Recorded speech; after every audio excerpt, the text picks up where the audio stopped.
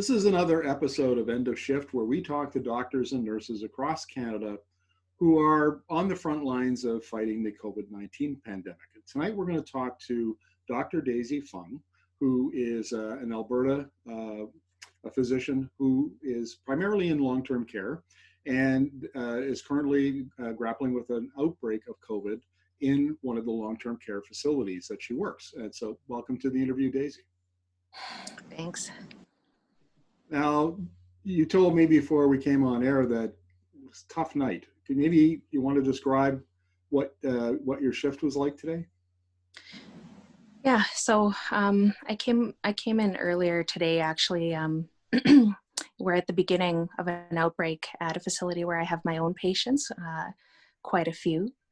And the day consisted of a lot of very difficult conversations on the telephone with families of residents who were declining quite quickly, and having the discussions around what to do next.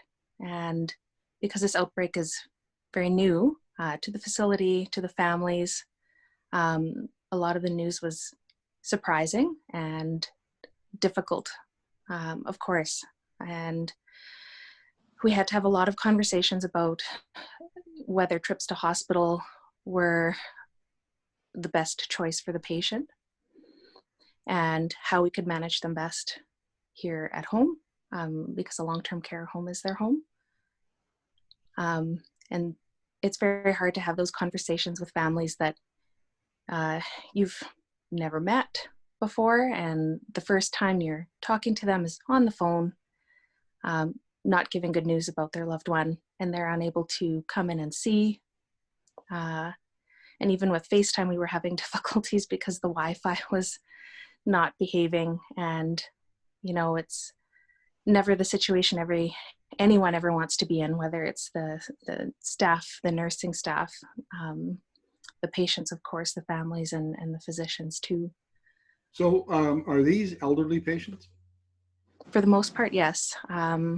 Most long-term care patients are frail, elderly. If they are younger, they have multiple medical issues that require nursing care around the clock.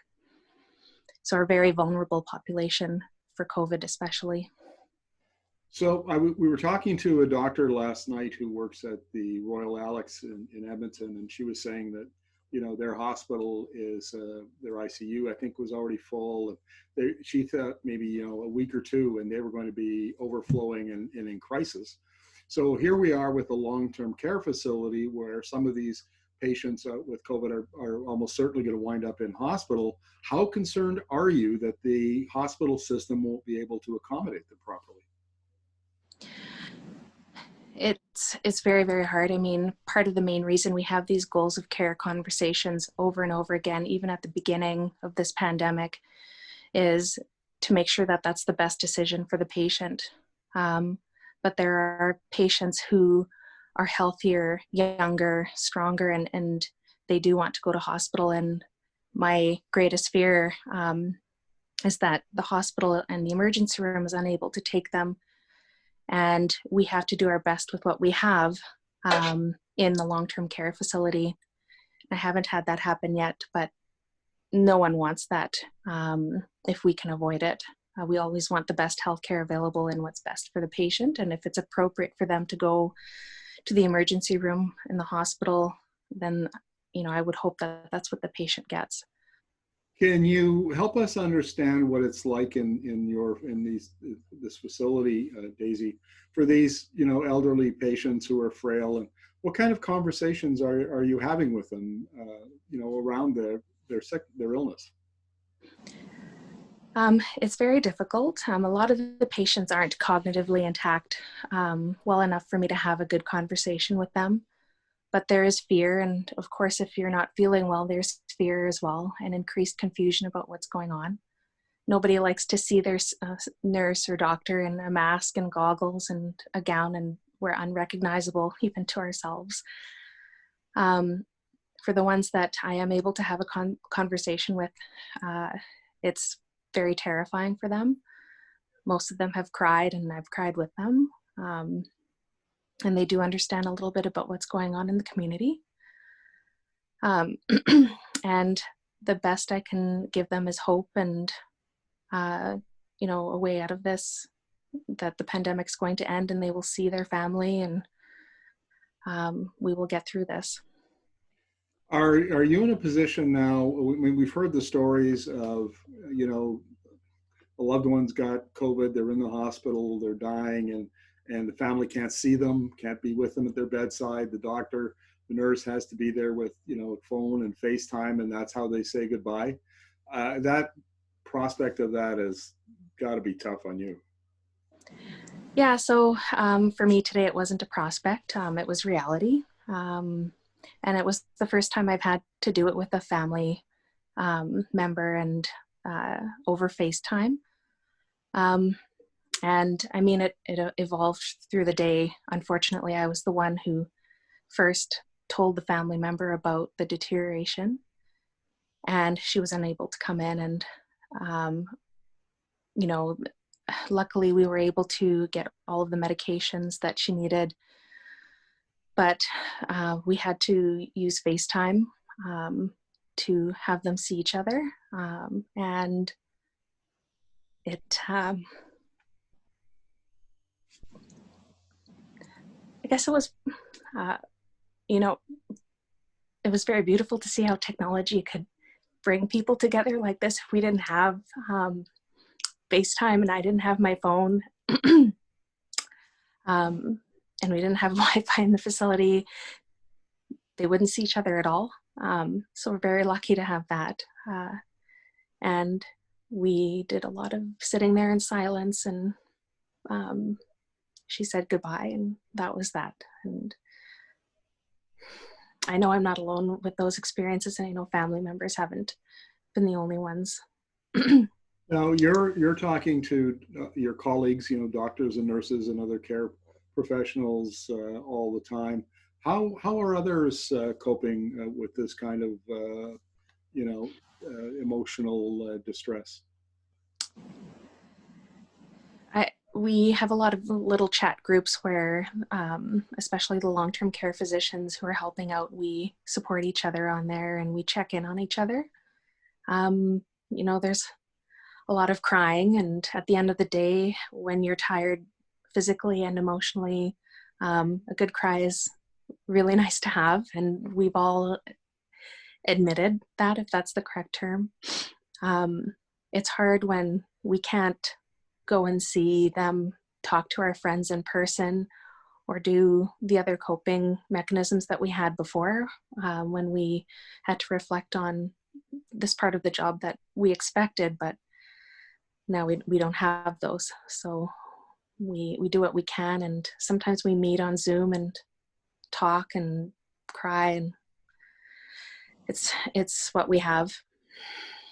Now you have a young family, and this has got to be tough on them, and they, I'm sure, every doctor I've talked to, their family is worried about, not only the doctor getting or nurse getting infected, but then they bring it home, and is that a danger to the children? And is that a source of stress and anxiety in your family? It was right from the beginning. Back in February, when we knew that this was coming, we got our wills updated. And in fact, I was trolled on Twitter for saying I was fear-mongering by posting that. But I am not alone with my colleagues who had updated their wills to make sure children are included, especially since our youngest one is, still a baby. She's 18 months, but we had to add her into the documents. We have a routine when we come home, and I have a special set of clothes that I change out of and only keep in one place. And we have a routine to try and keep ourselves as safe as possible. But one kid's in daycare, and they had an outbreak, a very significant one, and my other kid's in elementary school. So we've done our share of isolation stints together, and my older kids they're getting used to the life of being in a pandemic, and I think it's not their new normal, it is their normal. And I mean, we just do what we can, and when I am home, we make sure to spend time together. Now, from your point of view, you mentioned Twitter, so of course you've run across sort of the anti-maskers and the pandemic people and the deniers, the people who claim it's a hoax. How does that make you feel? Again, it's going to bring me to tears of frustration maybe this time,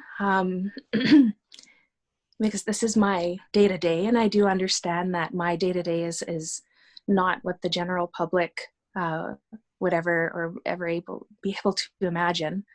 And I recognize that bias when I see this every day, but it's the reality. I see patients die, deteriorate. I see families cry.